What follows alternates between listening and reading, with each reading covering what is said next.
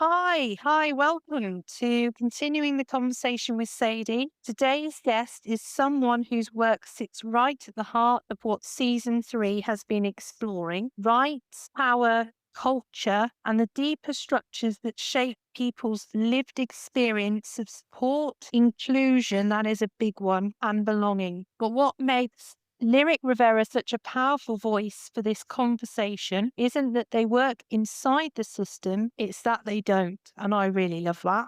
Getting very excited here. Lyric is a late identified autistic and ADHD adult. Can you just tell me what ADHD stands for, please? Gosh, it's like attention hyperactivity.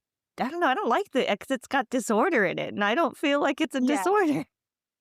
No, So it's I just just, so you know what it means because yeah, we're using abbreviations. I don't mean to downgrade it or anything. yeah, yeah. A consultant, strategist, and creator whose work has reshaped how organizations think about neurodiversity. And that's the key word there, neurodiversity. Not as a trend, not as a compliance exercise, but as a human reality that demands cultural, relational, and structural change. They are best known for their blog, Neurodivergent Rebel. I love that. Their best selling book, Workplace Neurodiversity Rising, praised in Forbes as an excellent how-to manual based on lived experience and professional competence, and for creating the global hashtag asking autistics. We can always put that at the bottom of the podcast description, which has connected autistic people with allies around the world. Lyric's consultancy, Neurodivergent Consulting, is grounded in a simple but radical philosophy that workplaces and communities, I love this, should be designed through universal design, care, and whole person support, enabling neurodivergent people and all people to bring their full selves into the spaces they enter. What I value about Lyric's voice and why they are the perfect guest for series three is that they don't just analyze systems, they humanize them. They bring clarity, lived experience, and a future focused imagination to what it truly means to build environments where people can thrive, not just survive. Lyric, I'm so glad you're here. I'm getting lots of smiles here. Thanks for having me. Let, I'm glad to be here. let's begin. Yay. Thank you. This is awesome. I love it.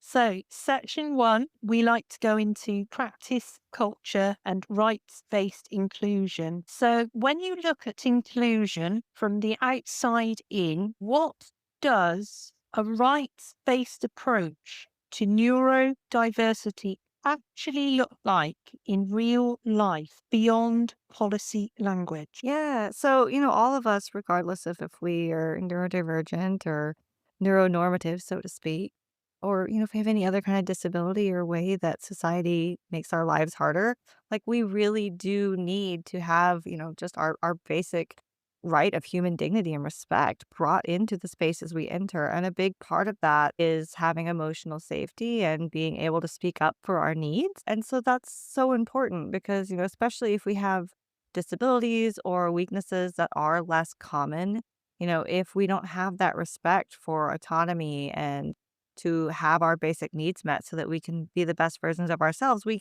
makes it really impossible for us to speak up about what we need or even to be able to effectively contribute. And a lot of us, we want to contribute. We want to be parts of these workplaces, but unfortunately, sometimes there is this attitude which really is in contradiction with literally our rights in workplaces and our right for reasonable accommodations and adjustments where, we're asking for special treatment when it's like we're asking to level the playing field so, so we have our basic human needs met, which is really, what all of these human rights based things are about. It's like we need to have our human needs met so that we can engage authentically and not be asked to leave parts of ourselves behind or to Yeah.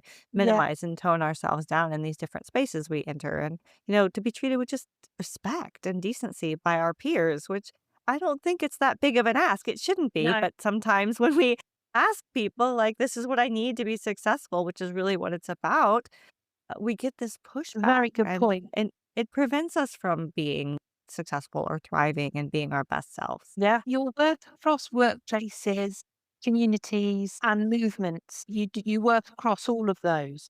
From that vantage point, so a bit like a bird on top of a hill, what cultural conditions consistently support autonomy, dignity, and authentic neurodivergent expression? So, as I mentioned earlier, like the emotional safety is a huge component for any person who's marginalized.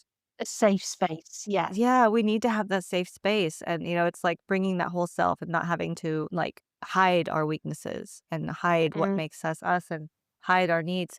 But then also, there's more to it to where it's like, we need to be able to have, just people that see us for who we really are and what we need. And so often with neurodivergent people that we've experienced, I have, and many people in my community have experienced the same, which makes me really sad. It's like when we say who we are or what we need, we have other people that try to push back and be like, well, you don't know what you need, or, you don't really know who you are. I've had so many people, especially face to face, because in the physical world, I come in contact with people who are less knowledgeable about ADHD or the autistic experience, and you get the pushback. It's like, oh, well, you're not really autistic, and it's like, how do you, who've I've yeah. talked to for a few minutes, know more than the psychologist who spent hours interviewing me and people who knew me growing up and all of that. And so it's like we need people to believe we are who we say we are, and we need what we say we need. And that's a big thing Yeah. too, is to just to not be dismissed and invalidated, which is unfortunately really common. And I think that comes a lot from, our preconceived notions about these differences and the lack of understanding. And also like, Damien Milton's double empathy problem, where it's like we tend to assume other people experience and engage and with the world the same way we do. Yeah. And that's not really helpful, especially when there's such a wide spectrum of experiences and brain and neurological based differences that are all going to cause us to experience our internal worlds and then Yeah. the way we engage with the external world in very unique and different ways. And, there's this saying that people tend to lean back on in Western culture where it's like, treat others as you want to be treated.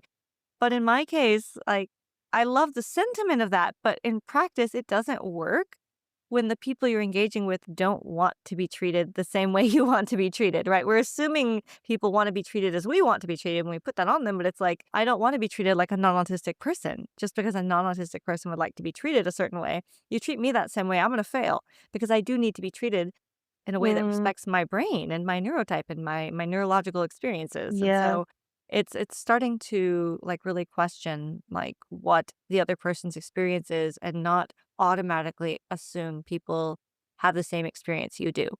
Yeah. So to create those what we want, safe cultural conditions for you to thrive, we need employers, educators to Mhm. fully understand what it's like to be you. And then we need the conditions that are set up for you to succeed and not fail. Yeah. That's one hell of an ask, isn't it, from a society that doesn't fully understand any of this. It And shouldn't actually, the be. great start is to be completely honest, isn't it? And just go, I don't know what I'm doing. We're all just winging this, aren't we? Yeah. So we need to have grace with each other, because it's okay to Yeah. admit when we don't know, Yeah. you know? Yeah. Yeah. I definitely feel like that with you. You're very easy to talk to, very aligned with everything on this podcast, because this is about the human side of care. My listeners are carers of any level, paid carers, unpaid carers, advocates, leaders, it doesn't matter. You're all, as long as you care, it's all about the human side. So to create that culture is going to involve being honest and caring, actually really caring about creating that culture so you can be who you want to be, and looking at what you can add to the, I don't know, university or workplace in a positive way.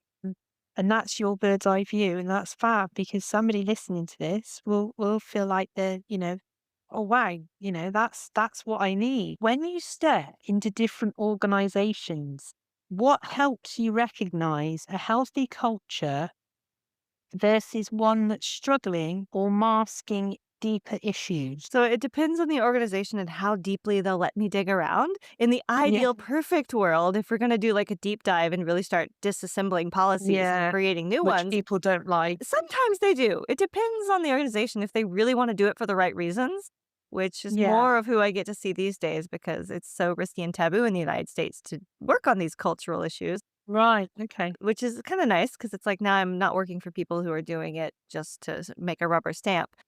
So the perfect situation is like we come in and we do an anonymous organizational survey where we really are asking the employees like if certain needs are met. And like the big red flags are like asking anyone, regardless of neurotype, if they feel safe speaking up when something isn't working or if something needs to be changed and if they feel like they'll be heard. Also, one thing that I have found is like a question that really can highlight if there are problems in the culture that are making it hard for neurodivergent people to exist is, are there any neurodivergent people in your organization right now? And depending on the size, like if there's 5 people, maybe there's not, or maybe they don't know they're neurodivergent.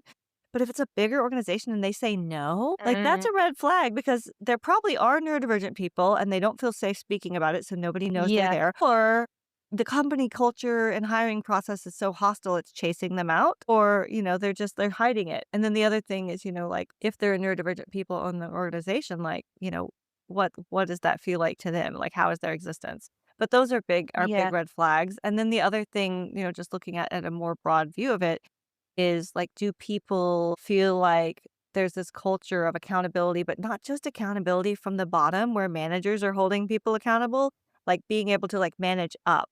And so like people at all, well places in the said. organization feel safe Well said. saying, calling out their managers when they do wrong or when they're not holding their promises. Like that's a big Yeah, thing. If you don't feel safe saying to your manager, hey, you crossed a yeah, line there, that's a big red flag. And so it's like a culture that values that honesty, is very transparent because you've got a lot of autistic people, not we've everybody, touched it's a on stereotype, this, but yeah, we are gonna be that story of like the emperor has no clothes on. Like we're gonna call it out. And if that's gonna be a well, problem that makes it unsafe for us to speak the truth to power. And also like this culture of good trust point. and honesty. Trust is And massive. Yeah. yeah, it's such And a it's big also a thing. sharing of power, isn't it? Like, Yes. it needs addressing, doesn't it? That culture's still not quite there. I know here in the UK, they celebrate it, they talk a lot about it. Schools are pretty good, I would say, in my experience, but that's just, in my area. So I can't comment for everyone. I'm not quite sure about workplaces. I know young people are really struggling here in the UK 2026 finding employment. That first part-time job, the step's too high. And again, a lot of them are putting it on their CV that they're this and they're that. Yeah, I can't say with 100% positivity that we're any better, but I think we try. I think our education system's really quite good at it at the moment. They certainly recognise it. And I think it's a bit more than just having the conversation now here in the UK. It's a bit more about what have you actually put into place to make this happen? What is the plan for that individual? And that's what I'd like to see. That's what I think would make people feel safe in the workplace, to know they're not Oh, just yeah. another cog. Mhm. Do you agree? You're the ex. Absolutely. Yeah. Yes. And it's like we It's can't not treat people two like way at the moment, is machines. it? We're treating people like machines and Yeah. actually worse than machines in a lot of cases. And that's not going to work. You're going to burn people out. And it's your best and Yeah. brightest that are going to get burnt out. The people that care the Yeah. most. And a lot of like autistic people, at least in my experience, not always, but we tend to be very all or nothing kind of people. And so Yeah. we are really passionate and we care a lot. Very passionate A people. and so that Yeah. that means, we can be in addition to all the environmental things, we can be more prone to, like, being Yeah. spent and burnt out because of it. I will also say, I don't know if this is the same in America, but in the UK, a lot of adults now who never knew they had ADHD are getting diagnosed a lot at the moment because they're going private and things are getting Mhm. picked up quickly. And I think it's similar in the US too. A lot of people are finding out now. Yeah, it's good that we've got that comparison so we know what's going on in different countries. As someone who advises leaders rather than working inside their systems, what do you see as the most effective ways leaders can influence culture towards genuine neurodiversity affirming practice. And we have touched on this a little bit in our conversation. So I'll say one thing that's really important for leaders to recognize is that actions and words need to be congruent. So, none of this do as I Align. say, not as I do. That doesn't Yeah. work. So, if, for Yeah. example, you as a leader are telling your employees that you don't expect them to answer emails on weekends and after hours, but you're sending emails on weekends or after hours and you're working along around the clock an unhealthy amount of time, your employees are going to pick on that and go, "What isn't that what's expected?" And so it kind of pushes people to do that. The other thing that leaders there's a couple things that leaders can also do that are really powerful.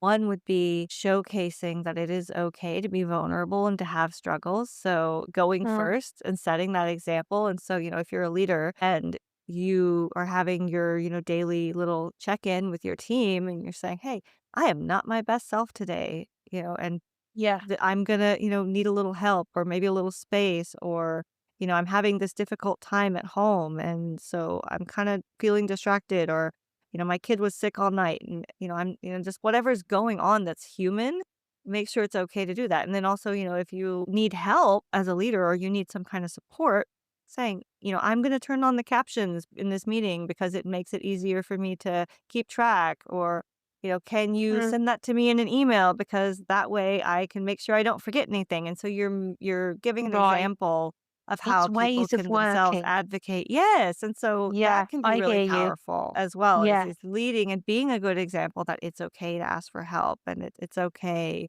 to, have bad days and we don't have to do that like that little meme of the dog and everything's on fire and he's like, "This is fine." Like none of that toxic Yeah. positivity because that sets the culture because leaders are the ones that set the pace for everyone else. So just be really mindful of that if Mm, you're a leader. And also, if you're a leader, like being in the habit of when you are engaging with new people or in a meeting to ask, what do you need to be the best version of yourself?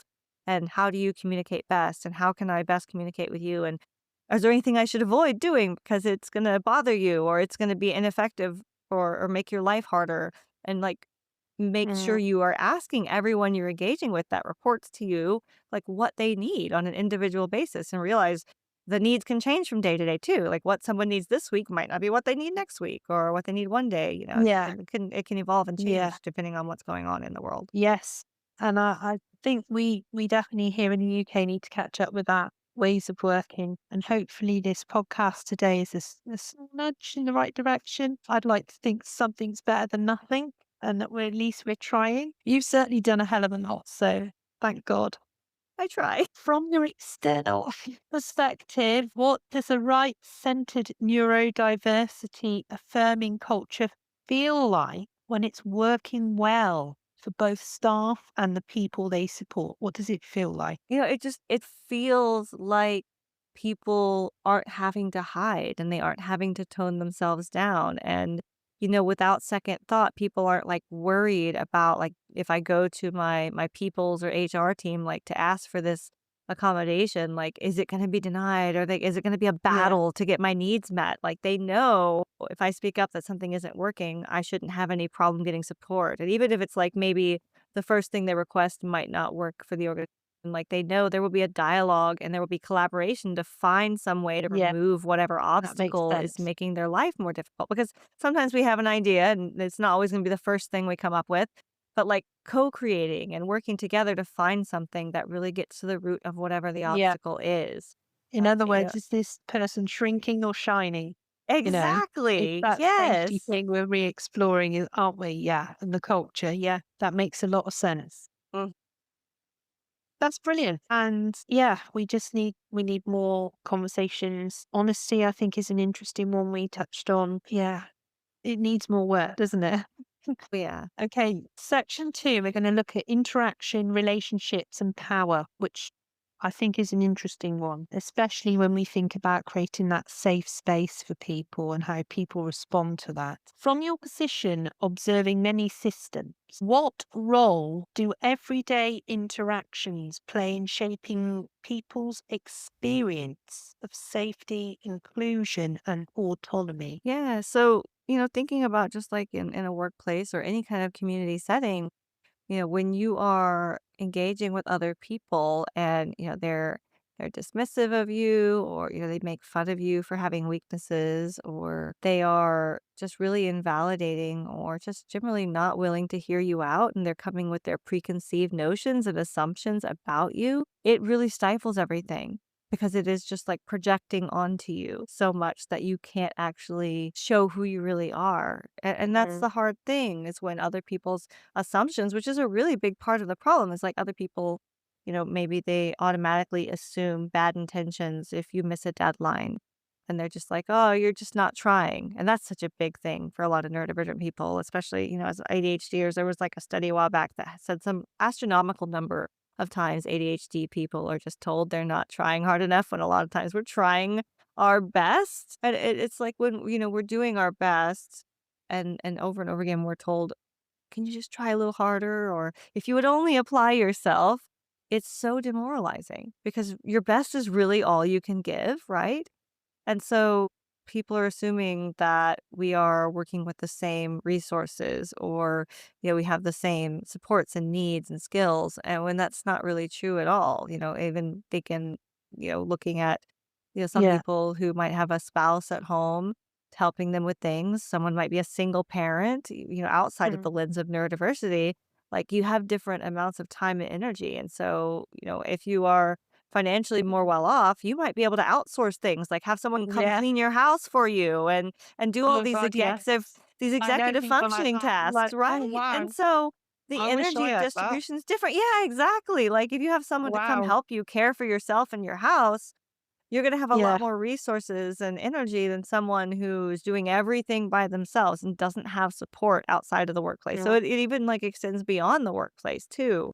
And we forget that. And especially people who are more multiply marginalized and have more going on, there's less available ability to access the support. So maybe these interactions need to be a bit more like, rather than saying you're not applying yourself, maybe saying, well, how can I help you Exactly. to do X, Y, Z? I mean, I Or even know. just what's going on, you Yeah, know? like, but then Be also that curious. interaction so you can actually put things in place. That's an Yeah. interaction between two people that's a bit more I watched a thing on Netflix. It was called The A Word, all about autism, and they got a specialist in. It's a wonderful, wonderful, beautifully acted drama and explains it so well with the family and, coping with the diagnosis. And they get an expert in and because I'm honest, I don't know what I'm doing sort of moment. And she says, you need to think of it as like ping pong. You've got to I thought it was brilliant. She's got them playing ping pong and you thought, what's this? She's just getting the family to relax. And then she said, right, now I'm going to do this it was a very young child. He Okay. wasn't even at school. And they were like handing the ping pong ball and they get him to respond. And she said, it doesn't even matter if he doesn't understand the question. It's about understanding it's two-way.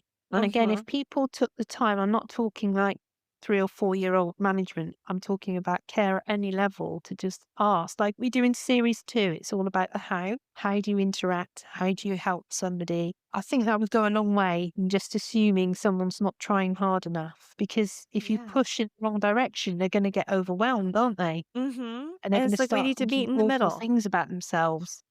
Yeah, exactly. So it's like meeting the person where they are. And that's kind of what we all Yes. need instead of being pushed to be someone or something we're not, or being ashamed for, Yeah. when we're struggling because we've all got different struggles and different weaknesses. And so there's nothing inherently wrong with having weaknesses. It's just because a lot of autistic and other neurodivergent people have uncommon weaknesses. People misjudge that because they're like, that's Yeah. easy. Why can't you just do the thing? And it's like, it's Yeah. easy for you, not Yeah. for everyone. Yeah. Yeah. Absolutely brilliant. Um, Yeah, I just think that interaction and how you deal with it is really important. Like you said, you work deeply on narrative change. How can systems create the conditions for practitioners to build meaningful human centered relationships rather than transactional ones? This is going back to that two-way ping pong relationship. I think the trust is a big part of it, and like the Hmm. trust is something you do have to earn. Like you're not automatically entitled to trust, right? Yeah, And that's then good.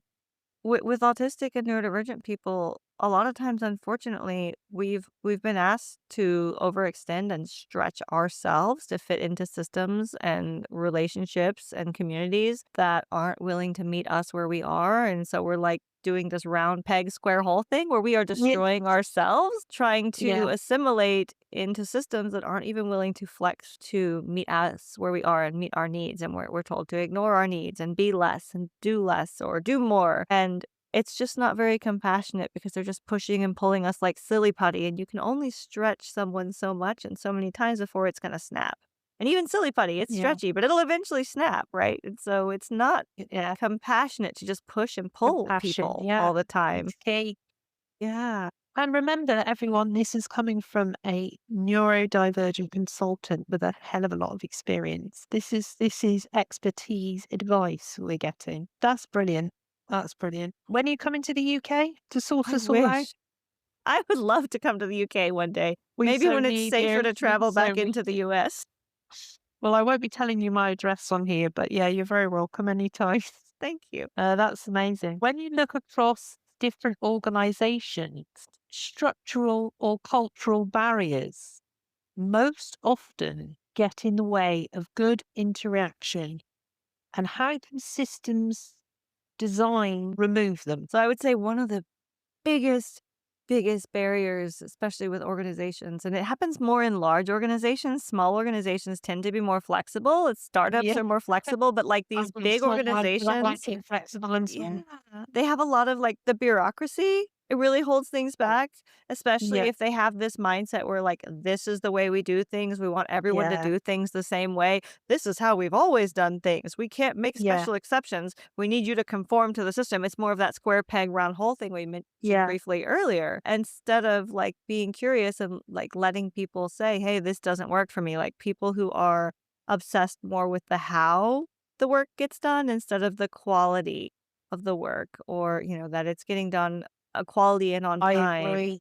So it's like we Yeah, need to like let people do the work, and as long as the final product is of the correct quality, there's no reason yeah, that everyone has to do it exactly the same way. That's not practical. Our yeah, brains aren't all the same. Like why are we asking this? And yeah, also like those yeah, leaderships where it's like so hierarchical where it's like you on the bottom can't talk to people on the top.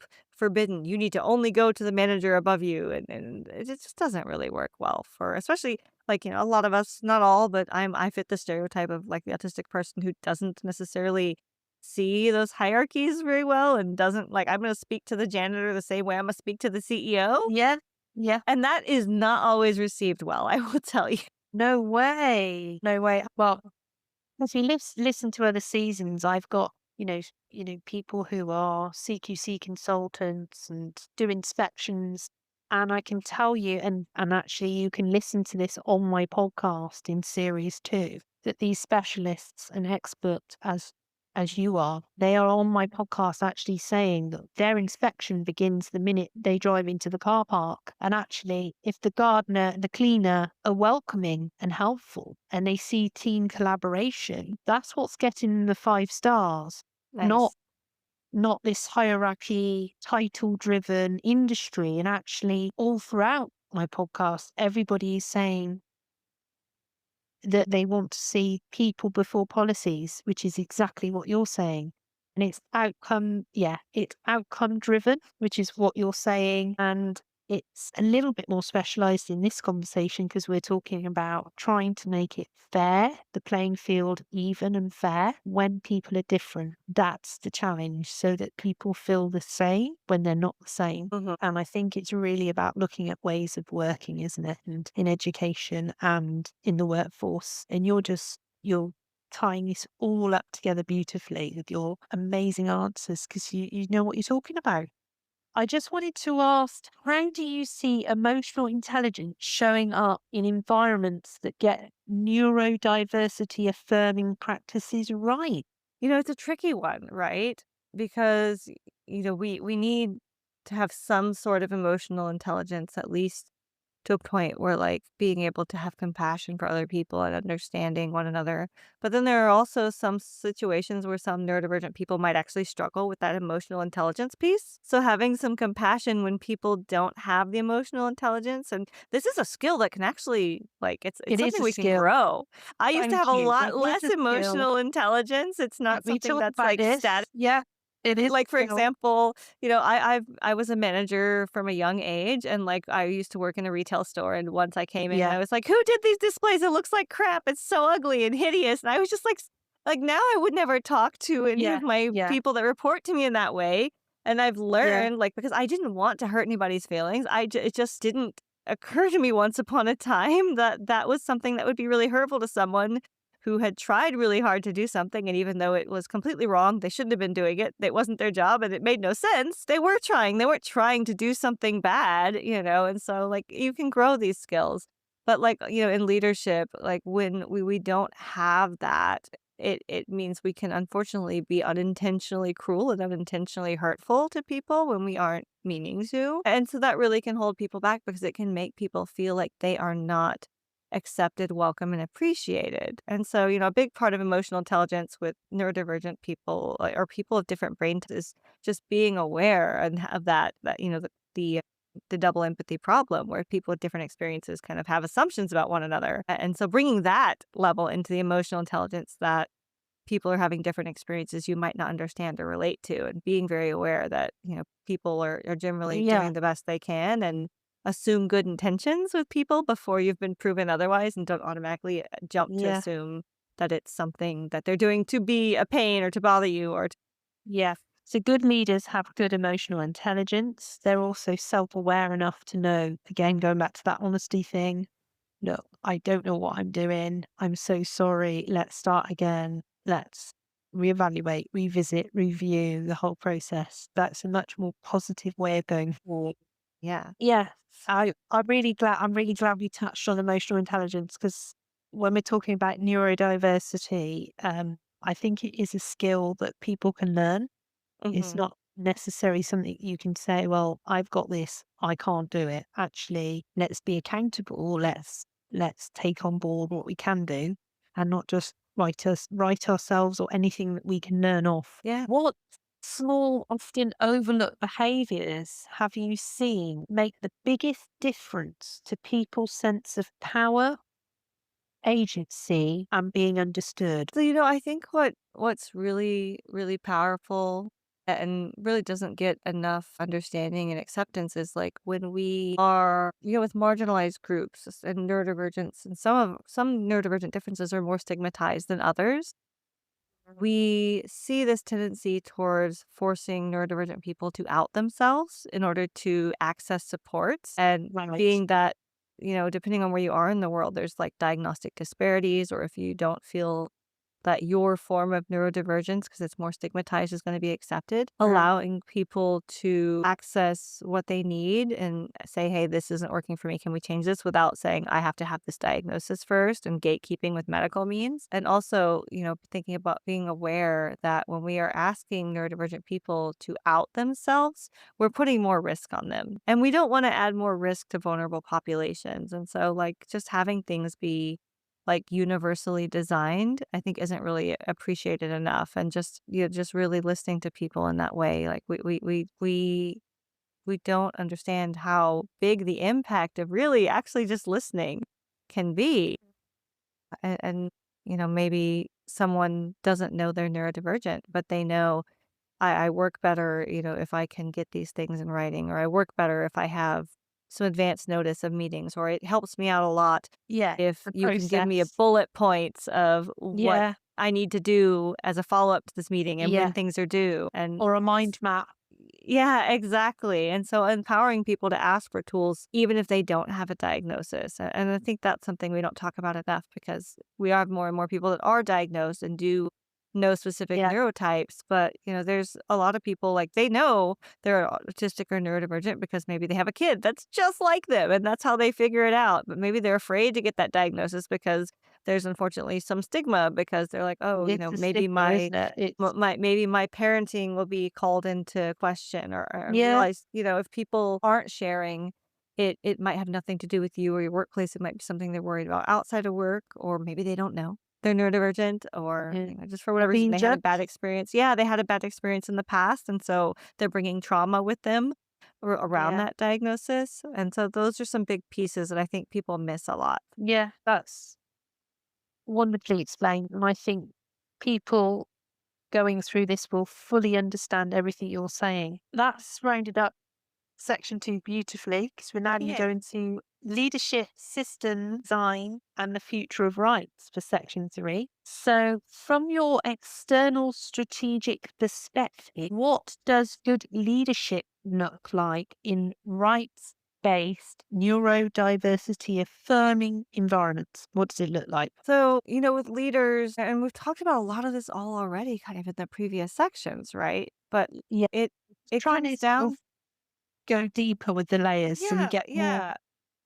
So, information about the human side.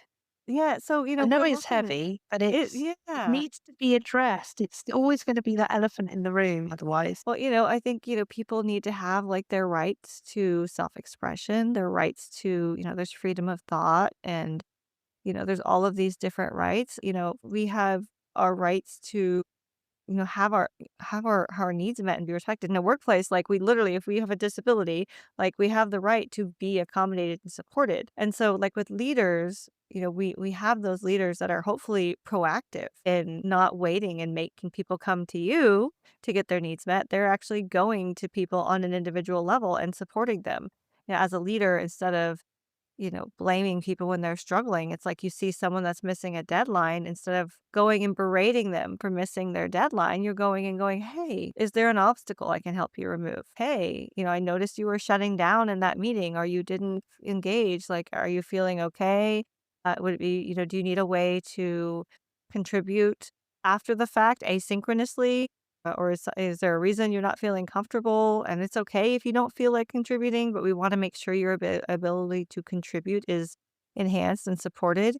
If we have someone who is a non-speaker, or someone who is minimally speaking Yeah. in your space, like, really, we need to protect those people's ability to engage. So maybe that's like making sure others in the space are giving time for those people to answer, because maybe if they're a typer, they're going to need more time to type out a note. Or if someone has delayed processing, we are stopping and giving maybe 7 to 10 seconds of time for them to respond, so that we're not rushing past Mm. it where people can't engage. And so you really do have Giving to people the be, time, yeah, we have to be really aware if we're a leader, like, we're keeping tabs on emotional all of our intelligence. people. Yes, the piece we talked Yeah, about yeah, earlier, it's yeah. like that's where it comes in. It's got to be Like, keep talked about, isn't we've it? gotta Because it's keep not tabs. happening. Yeah, so if we see someone is struggling, and whether it means, they feel like they Mm. might be kinda closed off, or maybe they are like, their peers are kind of ostracizing them and not including them, or maybe, we notice that possibly they have too much on their plate, and so they're not getting things done, or things aren't being turned in on time, or, anything that is a hint that someone might be struggling, we're checking in with leaders regularly. And so that might mean, like, we're meeting once a day for 5 minutes, just like, "Hey, what's going on in your life? How Yeah, are you feeling? What do you need today? How can I support you today?" yeah. Or, I'm going to just, revisit trust here as well because "Okay, yeah." I'm really strongly picking up on actually if the employer is emotionally intelligent and positive and comes forward, I think it's really important that if that employer says or educator, look, if there is a problem, it stays in this room. Yeah. And I think they need to think a little bit deeper. If there is an issue, doesn't mean that person is incompetent. Actually, intuition is probably really strong.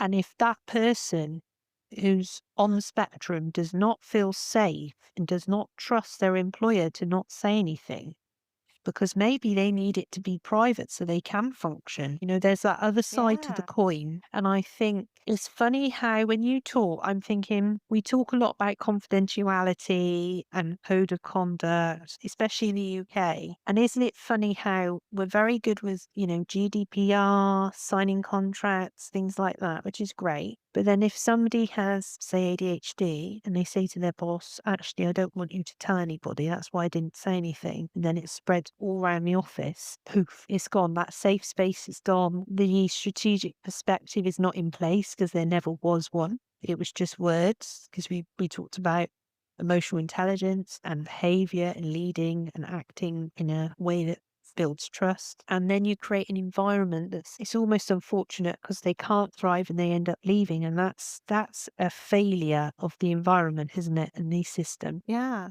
And that's part of it too. And that's why, I mentioned earlier, like not making people actually disclose their diagnoses because unfortunately that is a big concern for a lot of us. We lose control over that Yeah. information once we share it with Because we're anyone talking else. And about so, power now, aren't we? yeah, Power sharing. exactly. And so that's That's why, why you it's set like, my mind in that sort of yeah. rhythm. So it's like, let's talk about people's needs if they don't want to share those intimate details and find a way to meet their needs, Mm, even if they don't feel safe sharing that yet.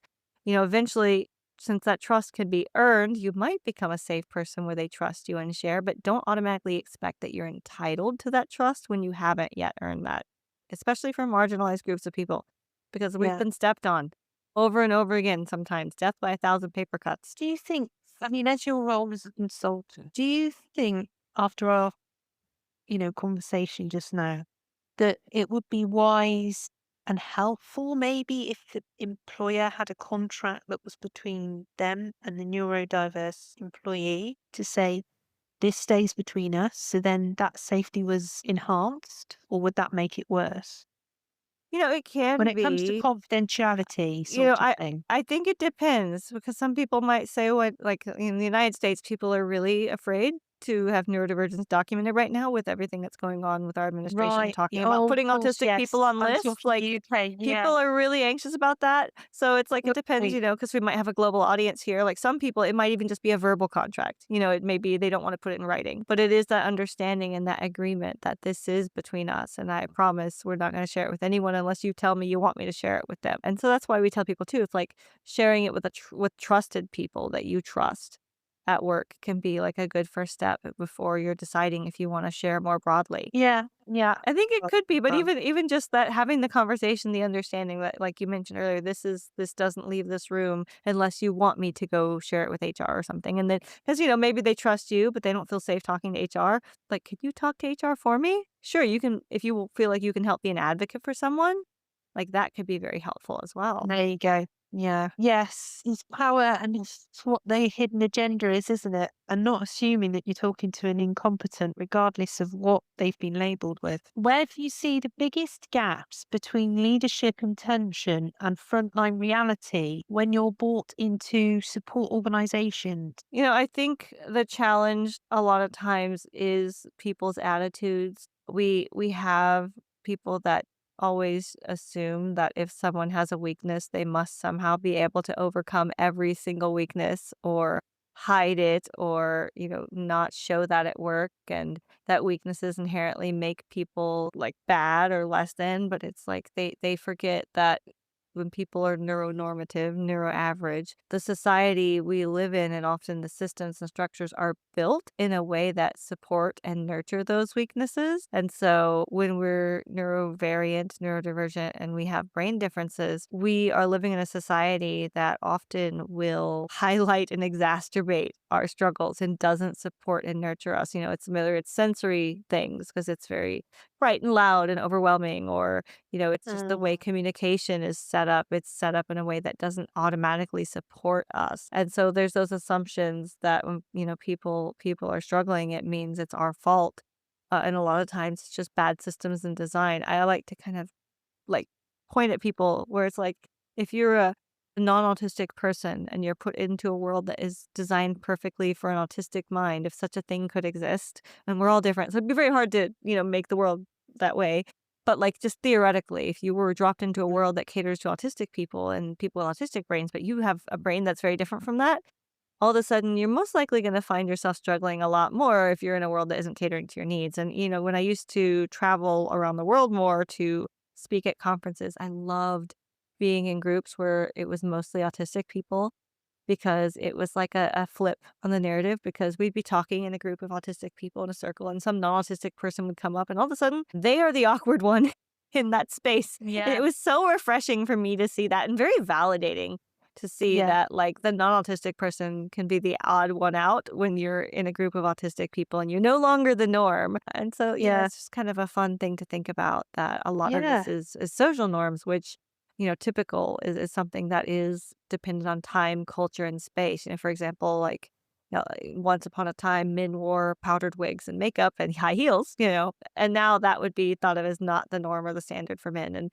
even things like eye contact and communication norms vary Yeah, right now, depending on what culture you're in and where in the world you are. There's some indigenous cultures here in the United States where that eye contact that is so heavily praised and thought of as shifty if you're not giving it in Western culture is disrespectful in a lot of indigenous cultures. And so it really is something to think about that normal is relative. it is. And I'm thinking right now, and it's very complicated. It's like a spider's web to me. There's so many different aspects to it. And that leads beautifully when I think of a spider web, I think of architecture. So you often work on the architecture of systems, policy, narratives, culture, practice, from the outside looking in, because this is series 3. What does it take to design systems that genuinely support human connection, autonomy, and accessibility? I think in a workplace, the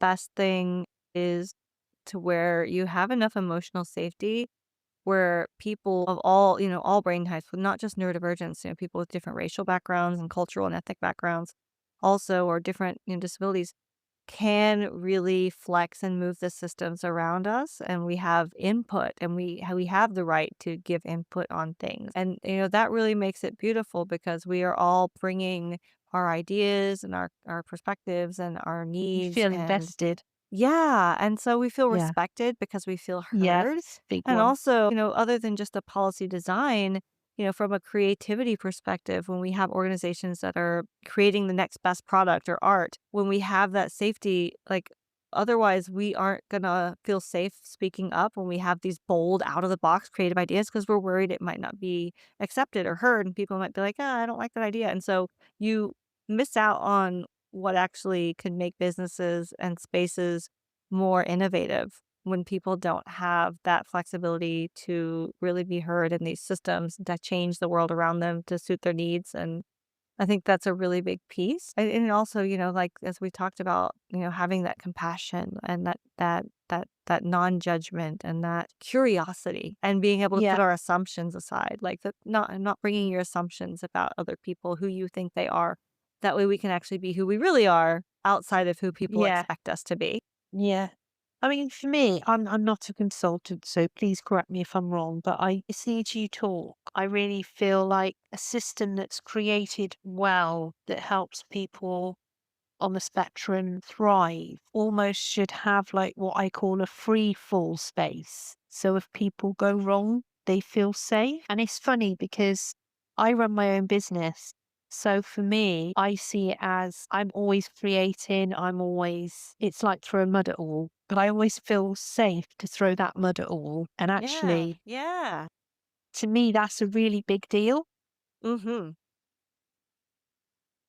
And I can't say that I feel like that when I work for somebody else, me personally. Yeah, And I know other people who are on the spectrum and they feel the same. And yeah, actually that's when you're at your best because you're learning through lived experiences what works, what doesn't. And the joy you feel, I think, when you can do that, have that level of freedom is another level. Money can't buy it because you're yeah, learning through doing. And then I think when other people can witness you as a leader being successful, when you find what works, they want to follow. And I almost see like when you talk about, I love this, when you talk about outside, looking from the outside in on, as a consultant, I love I've almost got this sort of vision of a film where they create the perfect world and they have people designing it. And then you've got people who aren't on the spectrum going into that world and making it like there's something like this that I've seen on the telly, and it just makes me think of that. It's like those two worlds and almost building empathy because you're looking through somebody else's eyes of what it's truly like to feel like you're on the outside. Um, it's quite interesting, and I think that creativity is amazing. It's an amazing skill that everybody should recognize, especially in business, don't you think? yeah. And that really is where, a lot of the magic comes from is when people are Yeah, coming to work and they're they're feeling safe, they're feeling supported, they're doing work they love doing, and they're feeling empowered to do it in a way that best suits them because, Mm. when we are trying to work ourselves into cumbersome systems that are unnatural to us, like, we're not gonna be as effective or efficient as if we are doing things in a way that honors our needs and how we work best. Yeah, absolutely. When are we creating this new world then? I'm trying to create it right now, but sometimes I feel like people are trying to drag us backwards. You're making me feel very inspired. So there's something on Netflix I watched that was a bit like that, but I can't remember what it was called. What does leading from clarity mean to you, especially in environments that are pressured, political, or constantly shifting? Well, so it depends. If you're thinking like, mental clarity and stepping back and having the real picture, it's like we have to have that enough emotional intelligence to realize when we are becoming activated and when we are bringing our cognitive biases and assumptions about people to the spaces and Yeah. being able to challenge those things. If we are thinking about understanding and appreciating other people's realities, it's checking in with people to see what the real situation is Yeah, and, and not just during COVID. No. yeah. Yes. Yes, exactly. And so, there's a lot of, communication and openness and honesty and, if you're a leader especially, it's letting people know that you are there to help them, you are there to support them. I really believe in like servant leadership. I don't believe in like leadership where it's like you're here to serve me. I believe as a leader, especially in a business or an organization, like we are there to remove obstacles from the people that report to us. It's our job to be kind of the custodian of the people, right? And just to make sure Yeah, we are helping people be their best selves and be the most yeah, effective person they can be in the environments. very true. Brilliant.